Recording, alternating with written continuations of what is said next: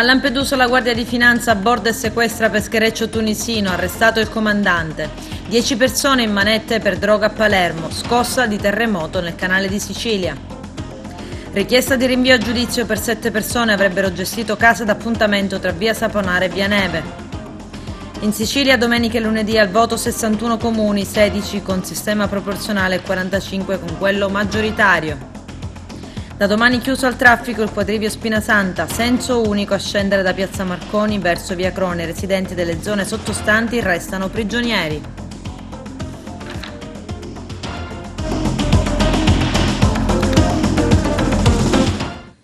Bentrovati gentili telespettatori al nostro appuntamento con l'informazione. A Lampedusa la Guardia di Finanza abborda e sequestra peschereccio tunisino, arrestato il comandante. I dettagli nel servizio. Un'unità della Guardia di Finanza ha aperto il fuoco contro un peschereccio tunisino che non si è fermato all'alt e che, tentando di scappare, ha speronato una motovedetta.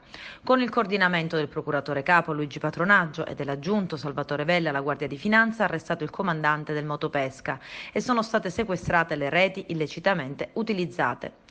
Il peschereccio Moanel Ahmed, dopo l'inseguimento in acque internazionali, è stato bloccato dai militari delle Fiamme Gialle, che lo stanno adesso conducendo a Lampedusa. Il motopesca aveva calato le reti a 9 miglia circa in acque territoriali italiane della costa di Lampedusa.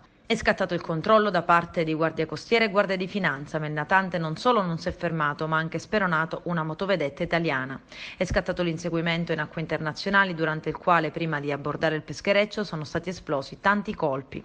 I video postati su Facebook da Titanic Life Italia sono drammatici e documentano l'inseguimento via mare, gli spari a raffica e l'abbordaggio del peschereccio tunisino. Le accuse sono resistenza e violenza contro nave da guerra e rifiuto di obbedire a nave da guerra. Ad intercettare ieri mattina il motopesca con le reti calate in mare a circa 9 miglia dall'isolotto di Lampione è stata la Capitaneria di Lampedusa. Il natante tunisino, anziché fermarsi, ha invertito la rotta nel tentativo di darsi alla fuga, guadagnando l'alto mare. La piazza del Mercato del Capo a Palermo era una base di spaccio con tanto di vedette e pusher che garantivano le dosi di stupefacenti ogni ora del giorno e della notte. I carabinieri del comando provinciale di Palermo hanno eseguito stamane 11 ordinanze cautelari, 10 in carcere, una ai domiciliari emesse dal GIP del Tribunale di Palermo con l'accusa di associazione per delinquere finalizzata al traffico illecito di sostanze stupefacenti. A capo dell'organizzazione, secondo gli investigatori, Benito Miccichè, che sovraintendeva la gestione della piazza e riceveva i proventi della vendita della droga.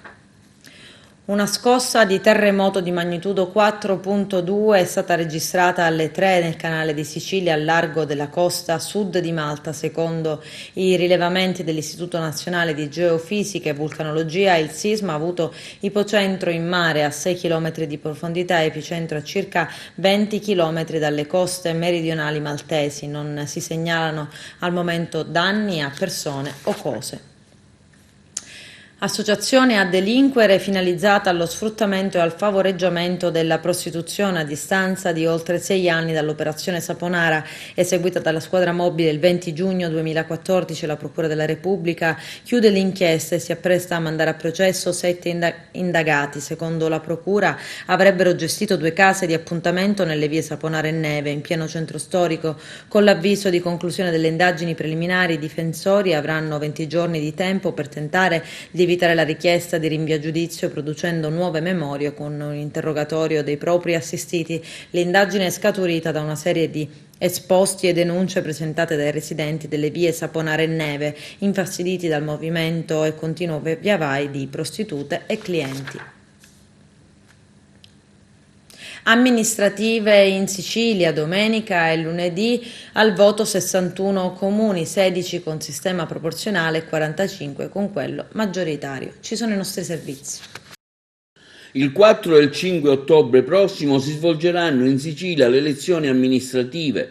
Sono chiamati al voto ben 61 comuni, di cui 16 con il sistema proporzionale e 45 con quello maggioritario, per una popolazione complessiva di 738.406 cittadini. Si voterà domenica dalle 7 alle ore 22 e lunedì dalle 7 alle ore 14. L'eventuale turno di ballottaggio si svolgerà domenica 18 e lunedì 19 ottobre con gli stessi orari.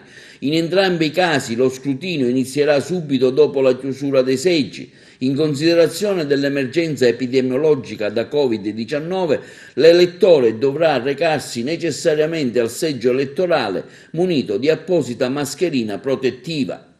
Nei comuni con popolazione fino a 15.000 abitanti viene eletto al primo turno il candidato sindaco che ottiene il maggior numero di voti validi.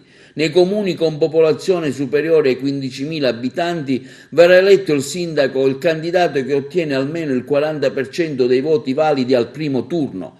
In caso contrario si procederà al ballottaggio e risulterà eletto il candidato che avrà ottenuto più voti. L'elettore può scegliere di votare per una lista, attribuendo così automaticamente la preferenza anche al candidato sindaco collegato, il cosiddetto effetto trascinamento, oppure può votare solo per il candidato sindaco. Si può inoltre effettuare il voto disgiunto, votando per un candidato sindaco e per una lista a esso non collegata. Infine, per il Consiglio comunale, l'elettore potrà esprimere la propria preferenza scrivendo nome e cognome o cognome in caso di omonimia del candidato prescelto di fianco al simbolo della lista. Qualora esprima due preferenze, dovranno essere una di genere maschile e l'altra di genere femminile, pena la nullità della seconda preferenza. Unici capoluoghi di provincia che andranno alle urne sono Agrigento ed Enna. In provincia di Agrigento andrà al voto il comune capoluogo con un sistema proporzionale eleggendo 24 consiglieri. Camastra, sistema maggioritario, assegnati 10 consiglieri comunali. Cammarata col maggioritario ne avrà 12, Cassetermini col maggioritario pure 12, Raffadali col maggioritario 16, Realmonte col maggioritario 12, Ribera invece con il proporzionale ne eleggerà 16, Siculiana col maggioritario 12. In totale i consiglieri comunali della nostra provincia eletti saranno 114. 61 comuni siciliani al voto il 4 e 5 ottobre. Dopo varie fibrillazioni, date dai possibili accordi tra partiti e movimenti, ora si parla di proposte, anche se il tema alleanze fa parte della lotta politica e fa capolino spesso per mettere in evidenza le discordanze tra forze politiche che di solito sono alleate e quelle che dovrebbero rispecchiare nuove alleanze nazionali. Un dibattito per tacciarsi a vicenda di poca coerenza e di essere uniti solo per le poltrone. Un leitmotiv direttamente sbarcato da scontri nazionali, ma che poi si scontra con le esigenze concrete del territorio. Quindi le proposte diventano fondamentali e anche la persona che è stata scelta per rappresentarle. Una lotta che si fa intensa e che vede sbarcare in Sicilia i big della politica nazionale, anche se qualcuno dice si sono svegliati ora, quindi vertici politici in campo perché la posta è grande. Si pensa che in alcuni comuni si propone la neoalleanza PD 5 Stelle, in altri si nota una scelta di campo alternata di Italia Viva, partito di Renzi, che in alcune occasioni sta con la sinistra e in altri con la destra. In quest'ultimo caso, visto come laboratorio l'Unione di Centrodestra, allargata a Italia Viva con l'esclusione della Lega, che si può notare a Marsala, il comune più popoloso al voto. Sotto la lente di ingrandimento anche Attiva Sicilia, formata dai fuoriusciti del Movimento 5 Stelle, che sembra aver scelto più il civismo, cioè appoggiare candidati sorretti da liste civiche, che appoggiare candidati di partito. In sintesi però si può parlare di alleanze che non sono un esempio di unità dal punto di vista di proposta politica, ma che comunque saranno banco di prova per future alleanze locali, regionali e nazionali. Quindi la Sicilia si ripropone come territorio di esperimenti politici, anche se i cittadini sarebbero più interessati ad essere esperimento per la crescita del territorio dal punto di vista economico. Il viceministro delle infrastrutture e dei trasporti Giancarlo Cancelleri fa tappa ad Agrigento a sostegno del candidato sindaco del Movimento 5 Stelle Marcella Carlisi. Il nostro direttore Arturo Cantella. Ministro, come valuta questa campagna elettorale, la sua presenza qua ad Agrigento, la candidata Carlisi, insomma il punto della situazione? Agrigento è una città difficile, ma ripuliamo il mondo e lo slogan è scelto da Carlisi. Ma noi siamo da 5 anni all'opposizione, presenti in Consiglio Comunale. Io credo che abbiamo fatto anche degli ottimi lavori di pungolo all'amministrazione, ma soprattutto anche per far ragionare i cittadini che ci sono delle alternative che possono essere possibili rispetto a quelle che sono questi metodi di governo. Questa lezione che stiamo affrontando innanzitutto con una presenza sul territorio che anche da parte del governo nazionale è stata evidente. Nei mesi scorsi abbiamo fatto varie puntate qui su Agrigento, facendolo chiaramente con tono istituzionale, perché è giusto che devono essere fatte così, però portando comunque risultati. Oggi noi abbiamo la definizione di alcune delle arterie stradali più importanti che devono essere definite ormai, non c'è più tempo da perdere. Ad esempio, una delle novità è che entro la fine dell'anno l'Agregas 1 lo dobbiamo riaprire al traffico leggero delle macchine, dobbiamo quantomeno restituire la normalità a questo territorio che appunto per quelle vie d'accesso sta facendo davvero tanta fatica. La Galleria Spinasanta che entro ottobre la riapriamo, la restituiamo ai cittadini, insomma ci sono tante cose al fuoco che ovviamente sia grazie all'impegno del governo, sia grazie all'impegno del cartello sociale. Io Don Mario non finirò mai di ringraziarlo, perché risvegliare le coscienze dei cittadini è sempre un bene e io chi lo fa lo ringrazio. E però anche il gruppo locale del Movimento 5 Stelle e Marcella che hanno portato questi temi sempre all'interno anche del Consiglio Comunale, e queste sono cose importanti. Quindi ripartiamo da questo con uno slogan che è importante, perché ripuliamo il mondo non è semplicemente un tema ecologico, ma è certamente anche un tema di moralità che dobbiamo rimettere, e soprattutto di buone pratiche, perché le buone pratiche sono quelle del fare il meno polemiche possibili e produrre invece molti più fatti. E questo è quello che noi vogliamo mettere sul piatto di una campagna elettorale che chiaramente è difficile, vede grandi schieramenti contrapposti. Noi qui abbiamo fatto una scelta che è una scelta legittima, che è una scelta che rivendichiamo.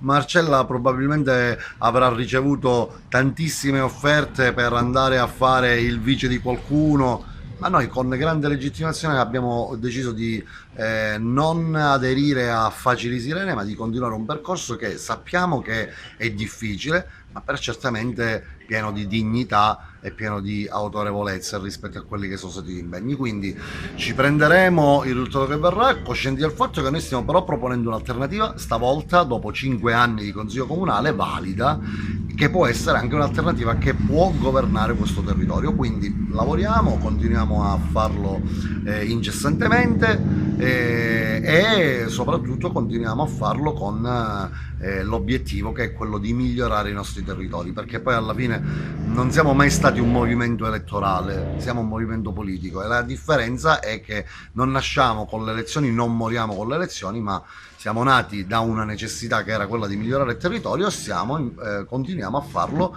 perché ci crediamo, e questo è l'impegno di Marcella e di tutto ovviamente il gruppo della città di Agrigento, che continua sempre ad avere a cuore appunto le sorti di questa comunità. Marcella Carlisi, oggi un incontro con il ministro Cancellieri, si fa anche il punto di questa campagna elettorale, delle tante emergenze che la città presenta, con uno slogan che lei ha scelto: ripuliamo Agrigento. Sì, in pratica emergenze, sembrerebbe, a guardare alcuni spot, non ce ne sono più. Noi scontiamo il fatto che non abbiamo tanti soldi da spendere in pubblicità.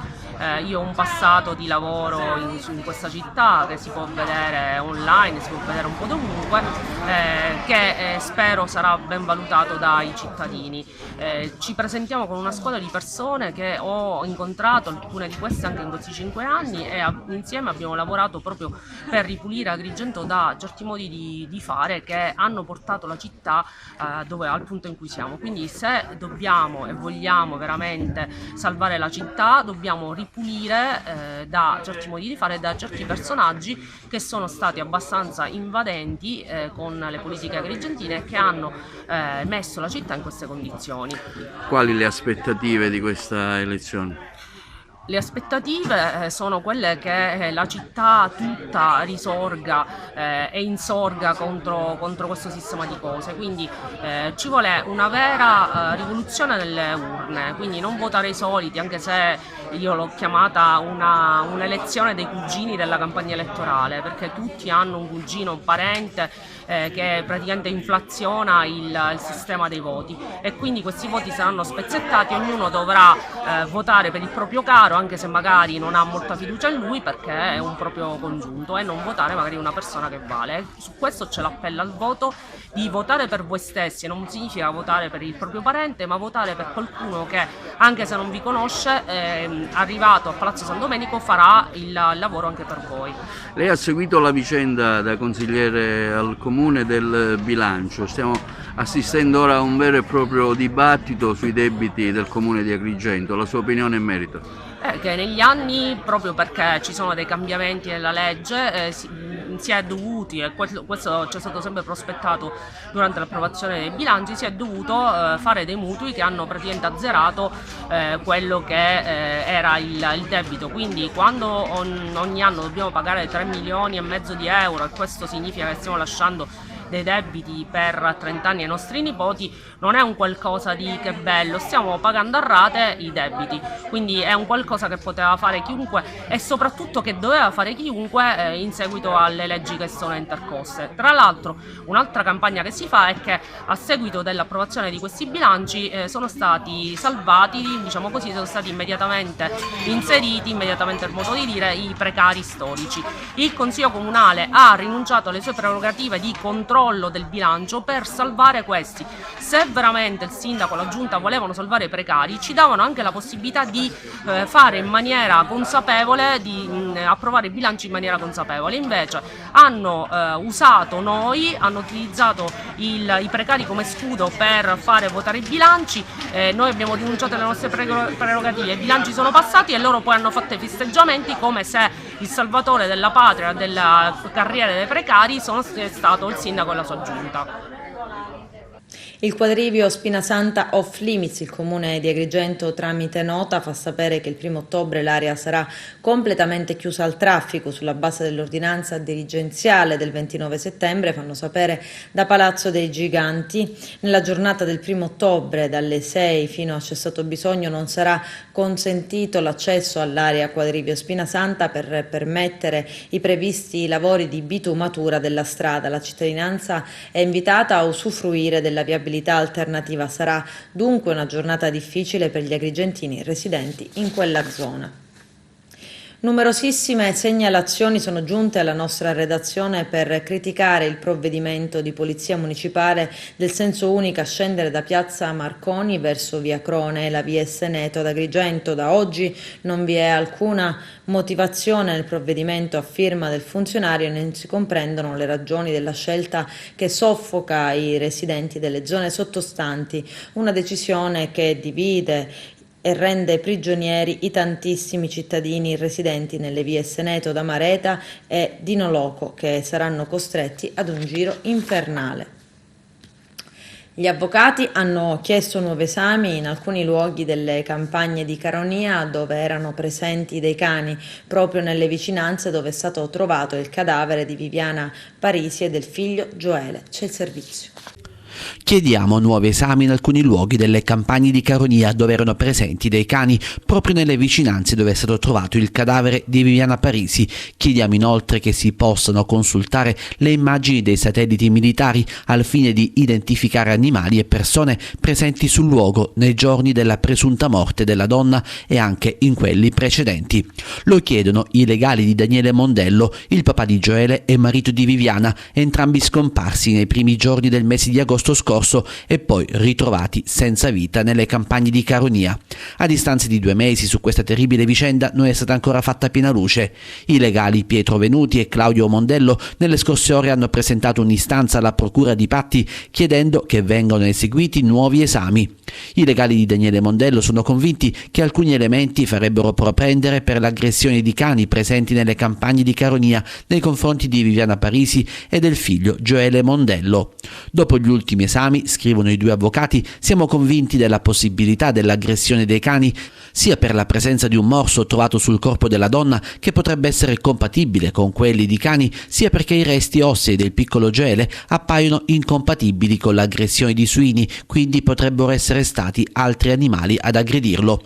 Inoltre, proseguono i due legali, abbiamo notato in una zona la presenza di cani feroci che potevano facilmente uscire da un recinto e abbiamo scoperto che in precedenza i cani erano 3 e ora ne erano presenti solo 2. Infine i legali fanno notare che il fatto che il corpo della donna sia stato trovato senza scarpe e senza un calzino potrebbe essere compatibile con l'aggressione di un cane che l'avrebbe costretta a salire sul traliccio. Daniele Mondello ha più volte ribadito che non si fermerà fino a quando non si troverà la verità sulla morte della moglie e del figlio. Finché avrò fiato nei polmoni, finché il mio cuore avrà battiti a sufficienza, finché Dio vorrà continuare a darmi la forza di lottare, scrive in un post sui social, farò di tutto per scoprire la verità. Gli oltre 400 guariti in Sicilia negli ultimi 7 giorni sono un segnale incoraggiante. Ovviamente esistono anche altri numeri, ma sapere che dal coronavirus si guarisce è una iniezione di sano ottimismo anche contro chi forse per paura vede tutto nero. Non possiamo nemmeno dire che Covid non ce n'è. Lo abbiamo sempre saputo, ma affermare che con il Covid moriremo tutti è altrettanto sbagliato e fuorviante.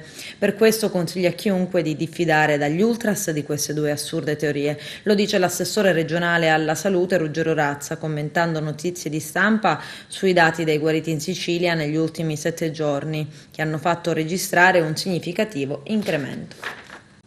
Cantieri sociali di servizio, il CARS scrive a Musumeci e amici che si dia sostegno ai disoccupati impegnandoli nella riqualificazione delle aree degradate. Arturo Cantella. Il Comitato Amministratori Regione Sicilia, in una lettera inviata all'onorevole Nello Musumeci nella sua qualità di Presidente della Regione e all'onorevole Gianfranco Miccichè come Presidente dell'Assemblea regionale siciliana, intende affrontare la questione dei cantieri di servizio che attualmente vedono impegnate migliaia di persone su più fronti, rappresentando una concreta boccata d'ossigeno per il contrasto alla disoccupazione e alla povertà. I fondi messi a disposizione dalla Regione per i cantieri di servizio fanno parte dei fondi europei del Piano di Azione e Coesione 2014-2020 per la promozione dell'occupazione e dell'inclusione sociale. La misura utilizzata dai comuni si è resa necessaria per dare sostegno ai tanti disoccupati che effettivamente si occupano di piccole attività di manutenzione, strade e altri lavori da effettuare nei vari comuni al fine di aumentare la qualità della vita dei propri abitanti. Riteniamo quindi tale iniziativa a maggiore ragione in un periodo emergenziale a causa del virus Covid-19 sia da incentivare, in quanto è senza dubbio una seria azione che, oltre a dare un aiuto a un congruo numero di disoccupati, permette l'opera necessaria di riqualificazione e manutenzione di tante aree spesso degradate. Pertanto il Comitato Amministratori Regione Siciliana fa appello alla sensibilità dei destinatari della presente nota, chiedendo a ognuno, in base alle proprie competenze, di attivare ogni procedura ritenuta utile per porre in essere nuovi cantieri di servizio in tutto il territorio siciliano, facendovi interpreti dell'appello accorato delle comunità locali. Sono oltre 100 gli amministratori locali che hanno sottoscritto l'appello, tra cui il sindaco di Ravanusa, Carmelo D'Angelo. Adesso c'è la pubblicità, tra poco vi aspetto. 30 tartarughe caretta caretta nascono nella spiaggia Giallonardo di Siculiana. Arturo Cantella. Sono uscite dal lido di Giallonardo a Siculiana, in provincia di Agrigento, una trentina di tartarughine appena nate della specie caretta caretta che si sono subito tuffate in mare per trovare la loro libertà e crescere e ritornare. Chissà, grazie a una prima segnalazione ci si è subito attivati per controllare che tutto andasse bene secondo natura e così, fino a poche ore fa, sono state osservate le tracce delle tartarughine rivolte verso il mare, mentre qualcuno ancora si attardava in mattinata a guadagnare la libertà. Ancora una volta la natura segue il suo corso, ci regala un ulteriore segno che le cose devono andare per come deve essere. Non è un miracolo, è vita che è fatta di fatica e di soddisfazioni. Natura selvatica, non altro, l'ambiente naturale è quello che è. Spesso leggiamo di chi scambia gli animali selvatici per i propri animali d'affezione, che trattano come peluche. La natura va osservata, magari qualche volta anche aiutata, ma con quella delicatezza che si impone quando siamo di fronte al mistero dell'essere. Ogni altra forzatura è frutto di pensieri legati più alla vita degli uomini che non agli animali selvatici che hanno il diritto di essere lasciati liberi. Un doveroso ringraziamento va al personale della riserva di Torre Salsa, che al bisogno veste sempre gli abiti del volontariato, alla Guardia Costiera, alla Custode di Terra e di Mare, alla ripartizione faunistico-venatoria che non smette mai di incoraggiare l'operato del WWF. Intanto, durante il mese di settembre, diversi punti che hanno interessato la nostra provincia, che ha visto la nascita di centinaia di tartarughine. Tra questi, per ricordare qualcuna, il lido di Cannatello ad Agrigento il 3 settembre, ben 69 ne sono nate su 117 deposte da mamma tartaruga. Il 4 settembre a Ribera hanno visto alla luce oltre 59 tartarughine in zona Pietre Cadute, 79 quelle deposte, altre 91 al lido di San Leone ad Agrigento il 14 settembre scorso su 100 uova deposte. A Porto Empedocle un centinaio, a Licata 86 nuove nascite. Grande soddisfazione è stata espressa dal presidente del WWF Sicilia Area Mediterranea, Giuseppe Mazzotta, che ha affermato come il volontariato nel WWF è gratuito, come offrirsi alla natura perché il pianeta Terra ritrovi quell'equilibrio necessario alla sopravvivenza dell'umanità. La politica gentile, ricordato così presso l'ex convento dei Cappuccini a Geraci Sicolo, cuore delle Madonie in provincia di Palermo, e ad un anno dalla scomparsa il senatore della Repubblica Italiana dal 2006 al 2009 Bartolo Fazio. Un'iniziativa organizzata da IDIMED, Istituto per la Dieta Mediterranea, e dalla costituenda Fondazione a Bartolo Fazio intitolata, volta allo sviluppo, la salvaguardia e la valorizzazione del territorio siciliano, nonché manifestazione promossa dal comune di Geraci. È stato anche un motivo per ricordare il garbo, la pacatezza di un uomo che ha sempre posto al centro della propria missione pubblica il rispetto, la dignità e lo sviluppo della Sicilia e dei siciliani. Bartolo Fazio è riuscito a far appassionare tanti giovani alla politica come servizio pubblico verso i cittadini e le comunità. Il senatore Fazio è stato anche primo cittadino del suo paese, Geraci Sicolo, eletto da appena 26 anni e rimasto in carica per oltre un decennio. Una partecipazione attiva la sua anche alla proposta istitutiva del Parco delle Madonie. A Palazzo Madama è stato anche membro della 13ª Commissione Ambiente e Territorio e la sua azione politica nazionale si distinse anche per la promozione di temi sociali quali la proposta di riconoscimento del diritto alla mobilità delle persone con disabilità, ma anche per l'istituzione di un fondo previdenziale per la non autosufficienza, incentivi economici per favorire la maternità e prolungare l'astensione delle donne lavoratrici. Temi di carattere ambientale anche come la riduzione delle emissioni di CO2 nell'ambiente e la demolizione nonché rimozione di tutto quanto rappresentava amianto. Come pure numerose sono state le proposte, sempre del senatore Bartolo Fazio, in favore della Sicilia, vedi quella che ha evitato la soppressione dell'autorità portuale di Trapani, nonché la richiesta per il raddoppio ferroviario della linea Palermo-Messina. Un incontro moderato da don Giuseppe Amato, responsabile del servizio pastorale sociale e del lavoro della diocesi di Cefalù, che ha visto la partecipazione del sindaco di Geraci, del presidente del consiglio comunale del Figlio, avvocato Filippo Fazio, di Biagio Agostara, Matteo Cocchiara e dell'assessore regionale per l'istruzione e la formazione professionale Roberto Lagalla. Ma ascoltiamo un ricordo su Bartolo Fazio descritto da Francesco Rutelli, fondatore del movimento La Margherita, Democrazia e Libertà, sigla politica alla quale apparteneva Bartolo Fazio. È passato un anno dalla morte di Bartolo, sembra incredibile perché tutti noi lo vediamo ancora con la sua gentilezza autentica, non formale, non forbita, corrispondente a un'indole, a una dignità e anche ad una storia politica, a una passione politica e ad un'arte del servizio politico alla sua comunità e a tutti, fatemi dire.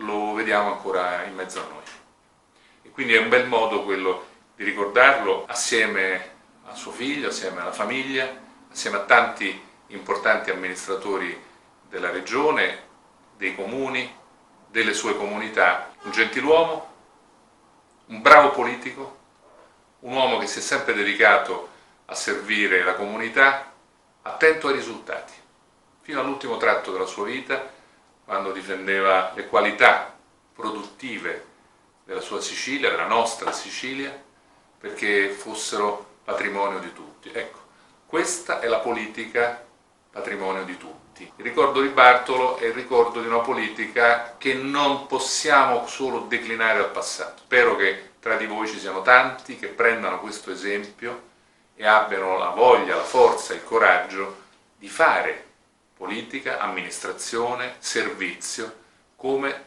Bartolo Fazio ha fatto per tutta la sua vita, perché vale la pena ricordare e vale la pena anche dire continuiamo tutti insieme, perché sono le cose importanti dell'esistenza umana che non ci fanno sentire soli e a chi ha servito fanno lasciare una traccia che non si cancella, come è per Bartolo Fazio. La partita Akragas-Marsala in programma domenica prossima è stata anticipata a sabato 3 ottobre. Carmelo Lentini.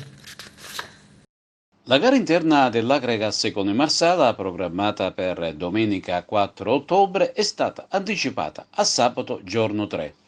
È stato deciso per motivi di ordine pubblico in quanto proprio domenica è di passaggio ad Agrigento il Giro d'Italia. Non cambia nulla anche perché la sfida con la compagine lilibetana si giocherà ugualmente a porte chiuse, con inizio alle ore 15:30. Intanto questo pomeriggio allo stadio Lo Monaco di Partanna Mondello si recupera la prima gara del campionato d'eccellenza tra Parmonval e Casteltermini. Per la compagine di Pino La Bianca si tratta dell'esordio assoluto regionale. La gara è stata affidata ad Alessandro Angelo di Marsala, assistenti Andrea Calanni e Marco Giuliani, entrambi di Barcellona Pozzo di Gotto. Sempre nel pomeriggio si recuperano altre due gare di eccellenza, Don Carlo Misilmeri Monreale e Pro Favara Cus Palermo, con i favaresi che debuttano sul proprio campo in questo campionato di eccellenza. Tutte queste gare verranno disputate senza pubblico sugli spalti. Infine è stato diramato il calendario di prima categoria Girone G, dove sono state inserite le 4 squadre agrigentine. Si inizia il 4 ottobre alle ore di 15:30. La prima giornata propone subito 2 derby molto interessanti. Ravanusa Empedoclina, Gemini Atletico Favara. C'è poco da commentare, anche se di certo sarà subito lotta fratricida tra le uniche rappresentanti agrigentine della categoria. Tutte e 4 infatti hanno le carte in regola per fare bella figura in questo campionato e le rispettive società si sono attrezzate a dovere per fare bella figura e magari sognando di puntare in alto. Anche la seconda giornata propone un derby tutto agrigentino. Si affronteranno infatti Empedoclina e Gemini, mentre alla terza sarà Empedoclina Ravanusa. Infine l'ultimo derby del girone di andata si giocherà all'11ª giornata tra Gemini e Ravanusa.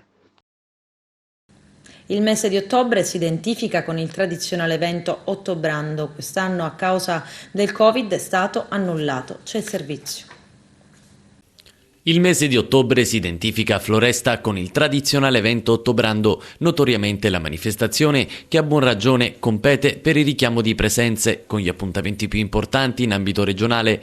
Quest'anno l'evento non si terrà a causa dell'emergenza coronavirus. A darne notizia è il sindaco di Floresta Antonino Cappadona.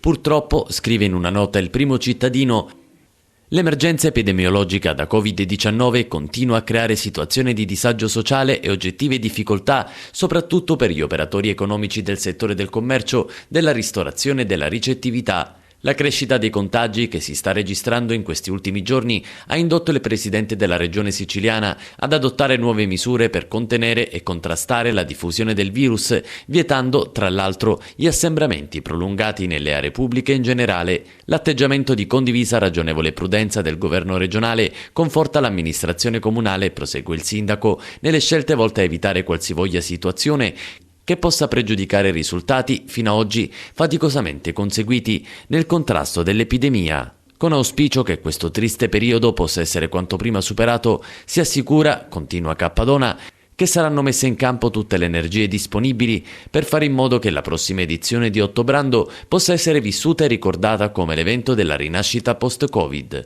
Sono infatti allo studio nuove iniziative di marketing in grado di sostenere forme di sviluppo economico e sociale duraturo che trovano il punto di forza più significativo in quelle caratteristiche territoriali, per molti aspetti uniche nel comprensorio nebrodense, in grado di creare opportunità di lavoro e quindi condizioni di benessere per la comunità amministrata.